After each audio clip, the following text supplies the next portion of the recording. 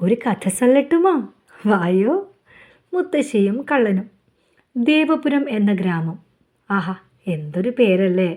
ആ ഗ്രാമത്തിലാണ് നമ്മുടെ നാണി മുത്തശ്ശിയുടെ താമസം. ഒരു ചെറിയ വീട്ടിൽ ഒറ്റയ്ക്കാണ് പാവം മുത്തശ്ശി താമസിക്കുന്നത്. മുത്തശ്ശി താമസിക്കുന്ന ഗ്രാമത്തിൻ്റെ പേരെന്താ? ആ, ദേവപുരം ഗ്രാമം അല്ലേ? മുത്തശ്ശിയുടെ പേരോ? നാണി മുത്തശ്ശി. എന്നും രാവിലെ മുത്തശ്ശി വീട്ടിൽ നിന്നും ഇറങ്ങും. പലർക്കും പല സഹായങ്ങളും ചെയ്തു കൊടുക്കും. അതിന് കൊടുക്കുന്ന പ്രതിഫലം എത്രയായാലും സ്നേഹത്തോടെ കൈപ്പറ്റും. തനിക്ക് ഒരാൾക്ക് വേണ്ടത് മാത്രം ചിലവഴിച്ച് ബാക്കി മുത്തശ്ശി സൂക്ഷിച്ചു വയ്ക്കും. മുത്തശ്ശി അനാവശ്യമായിട്ടൊന്നും പൈസ ചിലവാക്കൂല, സൂക്ഷിച്ചു വെക്കുമായിരുന്നു. മുത്തശ്ശിയെപ്പറ്റി നാട്ടുകാരിൽ ചിലർ പറയും, ഈ കിഴവി ആർക്കു വേണ്ടിയാണ് ഇങ്ങനെ പണം സൂക്ഷിച്ചു വെക്കുന്നത്? ഇതൊക്കെ വല്ല കള്ളന്മാരും എടുത്തോണ്ട് പോകുന്നാ തോന്നണത്.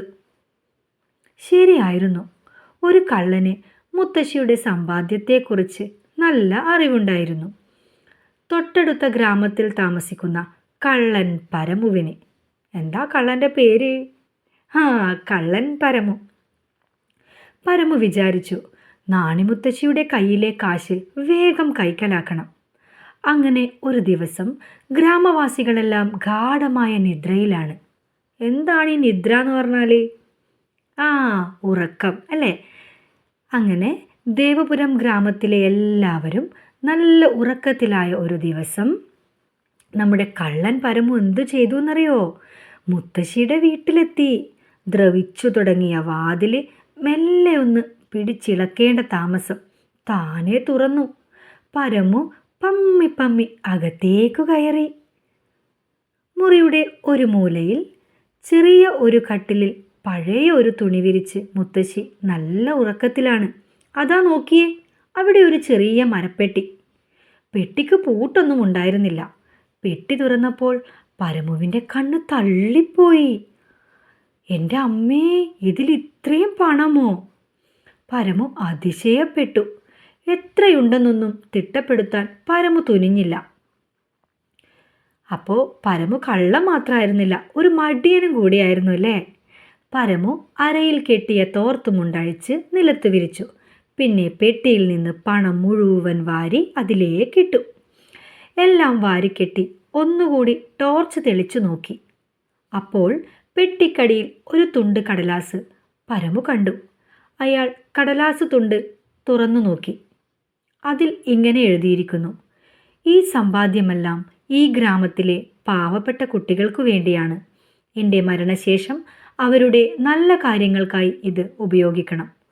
അത് വായിച്ച് ഒരു നിമിഷം പരമു അങ്ങനെ തന്നെ ഇരുന്നുപോയി.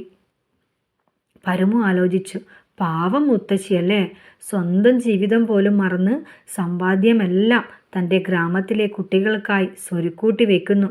ഞാനോ അന്യൻ്റെ മുതൽ മോഷ്ടിച്ച് വഴിവിട്ട് ജീവിക്കുന്നു. തൻ്റെ ജീവിതത്തിന് എന്തർത്ഥമാണുള്ളത്? എന്ത് ലക്ഷ്യമാണുള്ളത്? പരമുവിന് സങ്കടം വന്നു. പരമു മുത്തശ്ശിയുടെ കാലിൽ കെട്ടിപ്പിടിച്ചു കരഞ്ഞു. മുത്തശ്ശി ഞെട്ടി ഉണർന്നു. തനിക്ക് മാപ്പ് തരണമെന്ന് അപേക്ഷിച്ചുകൊണ്ട് പരമു കാര്യങ്ങളെല്ലാം കരഞ്ഞുകൊണ്ട് മുത്തശ്ശിയോട് പറഞ്ഞു.